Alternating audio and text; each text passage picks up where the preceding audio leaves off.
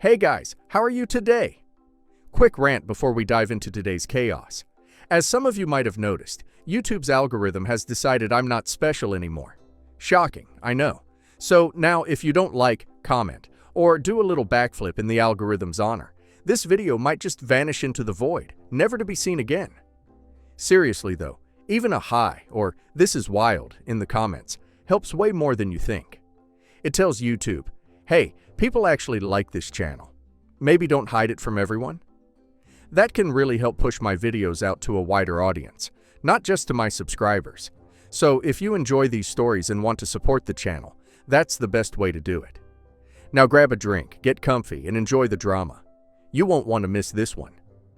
I always knew planning a wedding would be stressful, but I never expected my future sister-in-law to be the biggest source of it. When my fiance and I got engaged after 5 years together, we had a clear vision for our wedding. We wanted something small and intimate, just a gathering of our closest family and friends. Nothing over the top, nothing flashy, just a celebration that reflected our love for each other. We set a reasonable budget, found a beautiful outdoor venue, and planned a cozy reception with good food, good music, and a warm, personal atmosphere. To us, it wasn't about impressing anyone. It was about making the day meaningful and special in a way that felt right. But apparently, not everyone saw it that way. Enter my fiance's sister. She's always been someone who cares a lot about appearances, big grand gestures. That's her thing. She thrives on luxury, loves anything flashy, and believes that bigger is always better. So, when she heard about our wedding plans, she didn't even try to hide her disappointment. At first, it was just small, passive-aggressive comments. She'd offhandedly mention how small our venue was, how simple our decorations sounded, or how basic our menu was. I brushed it off, assuming she was just expressing her opinion. But it didn't stop there. Soon she started talking to my fiancé in private, trying to convince him that we should postpone the wedding so we could do it right.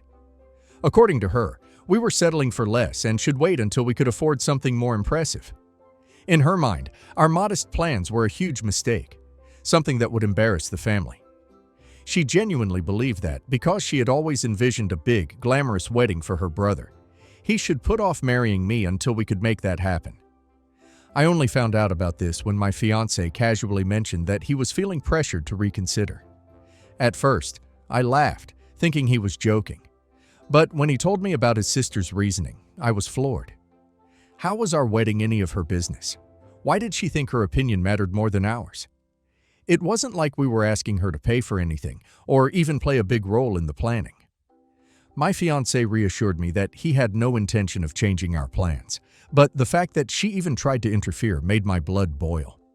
It felt incredibly disrespectful, like she thought her version of his wedding was more important than what he and I actually wanted.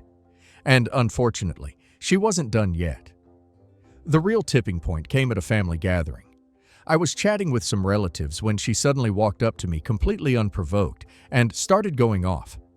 She accused me of robbing her brother of the wedding he deserved. She said I was being selfish, that I was cheapening the family name by insisting on a small wedding, and that it was embarrassing. She made it sound like I was forcing my fiancé into a sad, low-budget event against his will. I was so shocked, I didn't even know how to respond at first.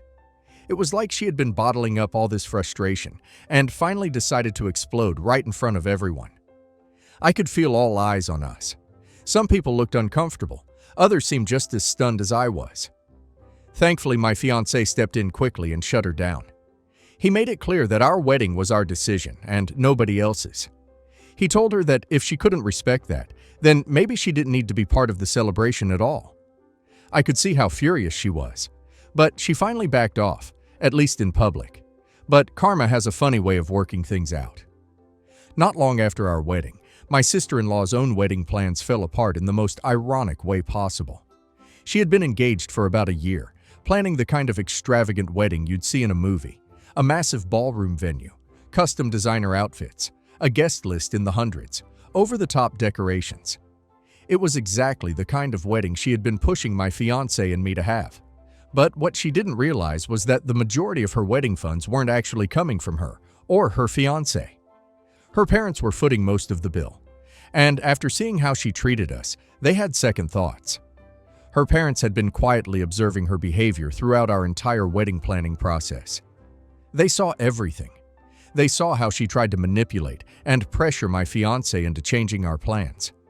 They saw how she dismissed and belittled the wedding we wanted, acting like it was beneath the family name. And most of all, they saw how she confronted me publicly, accusing me of ruining her brother's chance at a real wedding. That was the final straw for them. Her parents had always believed in fairness. They had no issue helping their children financially, but they weren't about to reward entitled, selfish behavior. To them, money wasn't just something to hand over without thought. It was a reflection of their support, of what they stood behind. And after seeing how she treated us, they didn't feel right spending a fortune on her wedding when she had been so cruel about ours. So, when it came time to finalize payments for her big, extravagant wedding, they made a decision. They decided they weren't comfortable footing the bill for an event when their daughter had acted so entitled and disrespectful.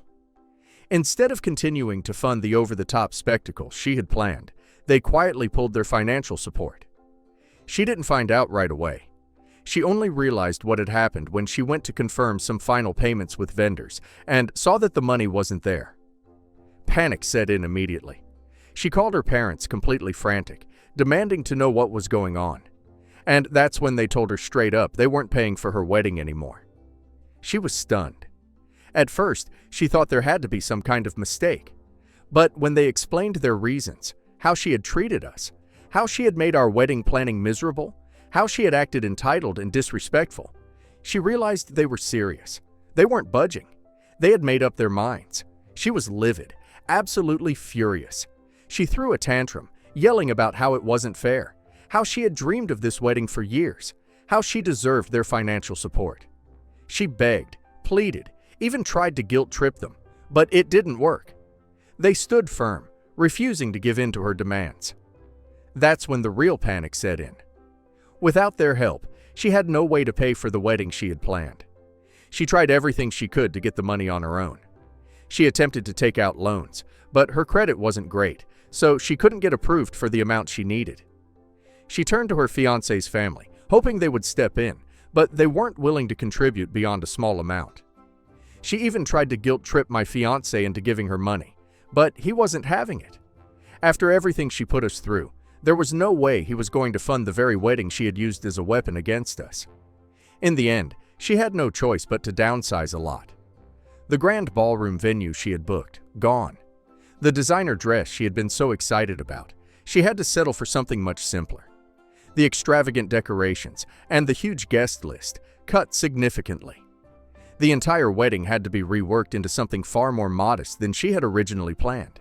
She still had a wedding, but it was nowhere near the spectacle she had envisioned. And from what I heard, she was absolutely bitter about it the entire time.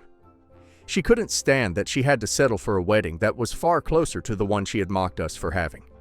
And now, as I look back on everything, I can't help but wonder, was I wrong for not trying to mend things earlier? Should I have tried harder to smooth things over before it got to this point? Or was this just the natural consequence of her own actions? Maybe if she had been kinder, more understanding, and less focused on controlling things that weren't hers to control, she wouldn't have ended up in this situation. Maybe, just maybe, this was the lesson she needed to learn all along. Update 1. A couple of days after my original post, my sister-in-law tried to reach out, but it wasn't an apology. Not even close. Instead, she wanted to justify herself, to make excuses for her behavior, as if there was some logical reason behind everything she had done. She claimed she wasn't trying to ruin our wedding. She was just looking out for her brother and wanted the best for him, as if that somehow made everything okay. I wasn't buying it. Not for a second. If she truly cared about her brother's happiness, she would have respected his choices from the start instead of constantly pushing her own vision onto our wedding. This wasn't about love or concern. It was about control. It was about her thinking she knew best, that her opinion mattered more than ours, that her idea of the perfect wedding was the only one worth considering. She had spent months undermining us, making backhanded comments, and treating our plans like they weren't good enough. That wasn't love. That was entitlement. My fiancé was just as fed up. He had already put his foot down before, making it crystal clear that he wasn't interested in entertaining her complaints anymore. And he wasn't about to start now. He told her straight up that she had overstepped, that she had disrespected both of us, and that we weren't going to waste any more time arguing about it. Our wedding was done. It had been beautiful, intimate, and exactly what we wanted, and we weren't going to let her bitterness take anything away from that. But, of course, she wasn't ready to let it go. When she realized my fiancé wasn't going to engage with her, she turned to their parents instead, hoping they'd be more sympathetic. She tried to guilt-trip them, painting herself as the victim. She told them they had been too harsh, that pulling their financial support for her wedding was unfair and cruel. She acted like she had been wronged, like she was the one suffering, completely ignoring the fact that she had brought all of this onto herself. Her parents, to their credit, stood firm. They weren't about to be manipulated by crocodile tears. They calmly told her that their decision wasn't made out of anger or punishment. It was made out of principle.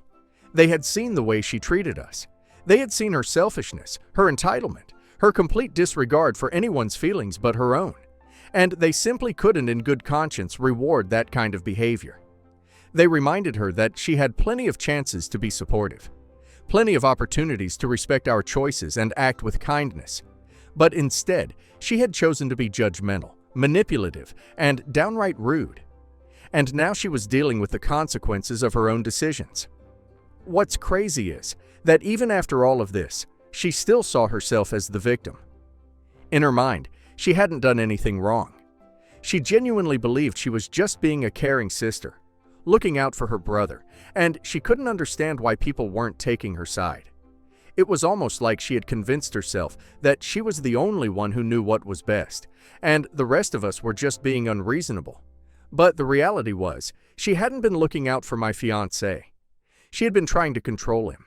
She hadn't been concerned about his happiness. She had been concerned about her own vision of what his wedding should be. And when things didn't go her way, she played the victim instead of taking a hard look at her own actions.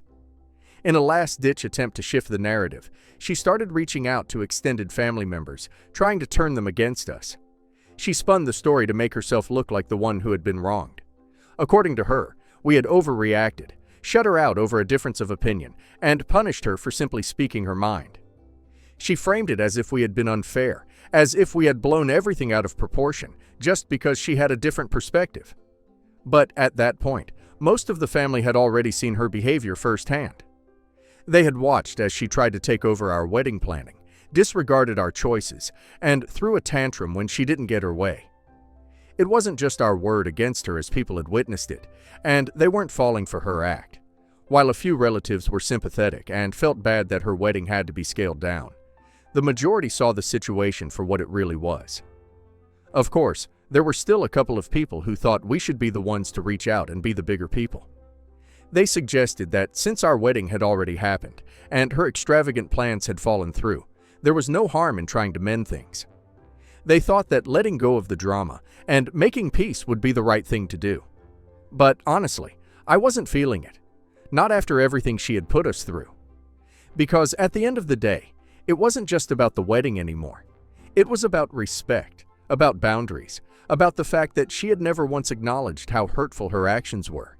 If she had come to us with genuine remorse, if she had owned up to her behavior and admitted that she was wrong, maybe things would have been different. But she didn't. She never apologized. She never took responsibility. Instead, she acted like the victim, as if she had been unfairly treated instead of recognizing that she was dealing with the natural consequences of her own choices. And making peace isn't just about sweeping things under the rug and pretending they never happened. Real reconciliation requires accountability. It requires someone to recognize that they've hurt others and to make an effort to fix it. And as long as she refused to do that, I didn't see any reason to chase after a relationship she clearly didn't care enough to repair herself. So, no, I wasn't going to be the one to fix things. Not this time. And honestly, I was okay with that. Update 2. Things took a dramatic turn when my sister-in-law's fiancé called off the wedding. I don't think anyone saw it coming, not even her. One day, she was still desperately trying to salvage her over-the-top wedding plans, doing everything she could to make her dream wedding happen despite all the setbacks. And then, just like that, everything came crashing down. Apparently, all the financial stress and her relentless obsession with having a grand, extravagant wedding had started putting a serious strain on their relationship. Her fiancé had been growing increasingly frustrated, feeling like he was no longer an important part of the equation. What was supposed to be a celebration of love had turned into a spectacle, an event that seemed to matter more to her than the actual marriage itself. It wasn't about their future together anymore. It was about the image she wanted to project. She was fixated on the designer dress, the luxury venue, the hundreds of guests, and all the expensive details that came with it. But what she failed to realize was that a wedding is just one day. A marriage is supposed to be for life. And somewhere along the way, she completely lost sight of what truly mattered. From what I heard, her fiancé had been hesitant for a while, but didn't want to hurt her. He tried to be understanding. He tried to compromise. I honestly didn't expect things to escalate this much. I thought that after some time she'd calm down, reflect on everything, and eventually accept the situation for what it was. But instead of taking a step back and reevaluating her actions, she doubled down on her victim narrative. She refused to take any responsibility and instead painted herself as someone who had been wronged by everyone around her. To make matters worse, she took to social media to air out all her grievances in the most dramatic way possible. She made a long emotional post about how her family turned their backs on her and how she was left completely alone in her time of need. She left out every crucial detail. Of course, she didn't mention how she had tried to control our wedding. She didn't mention how she had belittled our choices, manipulated my fiancé, or treated our parents like an unlimited ATM. She didn't mention how her fiancé had tried to work with her and how she refused to budge. Instead, she framed it as though she had been cruelly abandoned by the people she trusted the most. And the wildest part, some people actually bought it. A few distant relatives and acquaintances who didn't know the full story started commenting with messages of support, telling her she deserved better and that they couldn't believe her family would betray her like that. She lapped it up, responding with vague comments about how she never expected this and just wanted to be happy. But she didn't stop there. She started sharing cryptic passive-aggressive posts. Things like, "Some people show their true colors when you need them most, and it's sad when family lets you down." It was clear she was fishing for sympathy, and unfortunately, some people gave it to her without even questioning the full story. It was frustrating to watch because we knew the truth. We knew she wasn't some abandoned, heartbroken woman just trying to find her way. She was someone who had created this mess entirely on her own and was now desperate to shift the blame onto anyone but herself. The rest of us, the ones who actually knew what had gone down, just shook our heads. At this point, it wasn't even surprising anymore. She wasn't interested in the truth. She just wanted sympathy. And if that meant twisting the story to make herself look like the victim, then that's exactly what she was going to do. I briefly considered addressing it, maybe even posting my own side of the story. But in the end, I decided against it. The people who mattered already knew the truth, and the people who blindly believed her sob story, they weren't worth my energy. I wasn't going to get dragged into a social media war just to defend myself against someone who refused to see reality. If she wanted to play the victim, that was on her, but I wasn't going to be part of her performance. Update 3. My sister-in-law has gone full no contact with almost everyone. After everything that happened, she decided to move out of state, claiming she needed a fresh start. She packed up her things, quit her job, and left without much of a goodbye. She cut off nearly all communication with her family, barely speaking to anyone anymore, not even her parents. It's like she completely erased herself from our lives. And honestly, I think that's exactly what she wanted. She lost both her wedding and her relationship. And instead of reflecting on what went wrong, she chose to run from it. It's easier to blame everyone else than to admit she might have played a role in her own downfall. In her mind, she's still the victim, the woman who was unfairly treated, abandoned by her family, and left to rebuild on her own. But the reality is, she created this mess for herself. She made her choices, disregarded everyone's feelings but her own. And now she's dealing with the natural consequences of that behavior. My husband hasn't spoken to her since she left, and at this point, he has no intention of reaching out. He spent too long dealing with her entitlement and selfishness, and he's done. There's nothing left to say. He gave her multiple chances to be respectful, to support us, to be a decent sister. She chose not to. That was her decision, and now she's living with the consequences. He told me once that he never wanted it to come to this, but after everything, he just doesn't have the energy to keep trying with someone who refuses to change. As for her parents, they're disappointed, but they've also come to a point where they're done enabling her behavior. They stood by her for years, supporting her in every way possible, but watching her try to sabotage our wedding was their breaking point. They realized she wasn't just a little spoiled, she was completely unwilling to take responsibility for her actions. They told us they still love her, but they're not going to keep making excuses for her behavior. If she ever wants a relationship with them again, she's going to have to be the one to fix it. And that means owning up to what she did, instead of pretending she was some helpless victim. And us? Well, our wedding went off beautifully, exactly how we planned it. Small, intimate, and full of love. It was everything we wanted, and we couldn't be happier. Despite all the drama, all the stress, and all the unnecessary interference, we got the wedding we dreamed of. And at the end of the day, that's all that matters.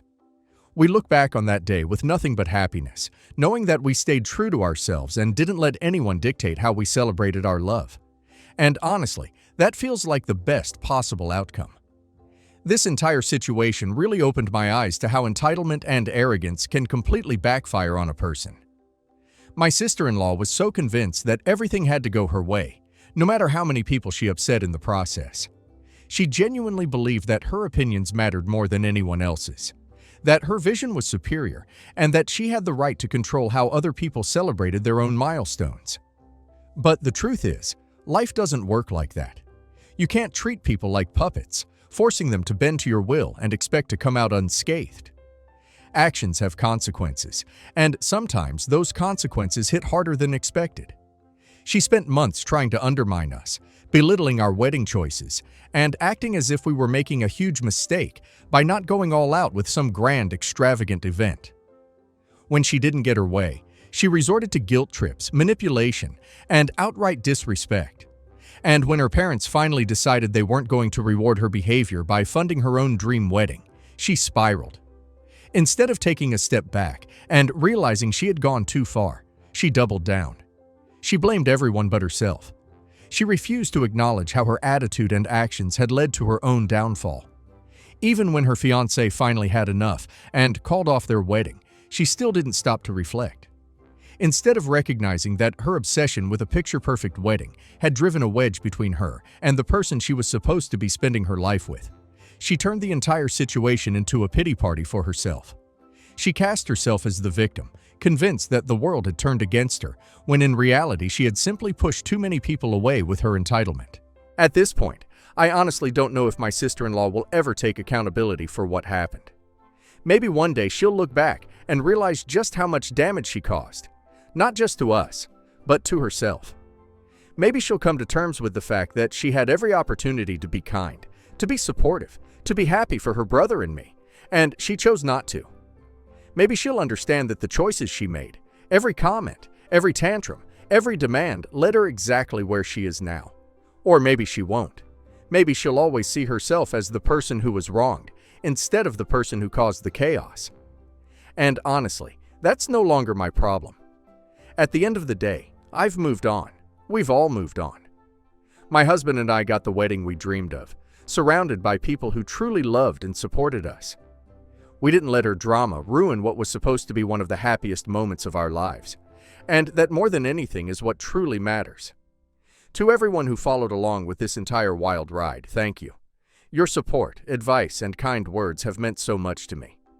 Reading your comments reminded me that we weren't crazy for standing our ground, and it made this whole ordeal a little easier to deal with. I appreciate every single one of you, wishing you all happiness, love, and most importantly, drama-free weddings. OP's sister-in-law wasn't trying to help. She was trying to control entire wedding because she needed OP's day to fit her fantasy, not OP's. People like her don't actually care about the couple. They care about the optics. She wanted a wedding she could brag about, something that made her look good by association. And the second she couldn't control it, she lashed out. Her parents pulling the funding wasn't punishment. It was the first time someone held her accountable. Honestly, it's poetic justice that she ended up planning a wedding almost identical to the one she mocked. And now let's hear community's opinion. This whole situation screams main character syndrome. Your sister-in-law believed your fiance's wedding was just a pre-show for hers. Like, your choices had to fit her brand, her standards, her aesthetic. Then when reality hit her wallet, suddenly the entire world was cruel. And the fiancé leaving? That wasn't random. Any person marrying her would eventually realize she cares more about the performance than the relationship. You didn't cause her downfall. She built it step by step with arrogance, entitlement, and zero self-awareness. Your wedding was simple, beautiful, intimate, and it exposed your sister-in-law's worst qualities. That's why she spiraled. She couldn't stand that two people created happiness without spending a fortune or chasing attention. And her parents pulling funding wasn't spite, it was clarity. They finally saw the daughter they raised acting like a tyrant over something that wasn't even hers. Honestly, I respect them for not enabling her anymore. A lot of parents would have just thrown money at the problem to avoid drama. Your sister-in-law going no contact isn't a punishment. It's a vacation for everyone else. She didn't disappear because she was mistreated. She disappeared because she couldn't handle facing a reality where she's not the victim, not the center of attention, and not getting her way. Running away is easier than self-reflection. And the fact that you and your husband had a peaceful, joyful wedding despite everything, that's the part that probably bothers her the most. You got everything she didn't: love, support, and a partner who actually prioritizes you over theatrics.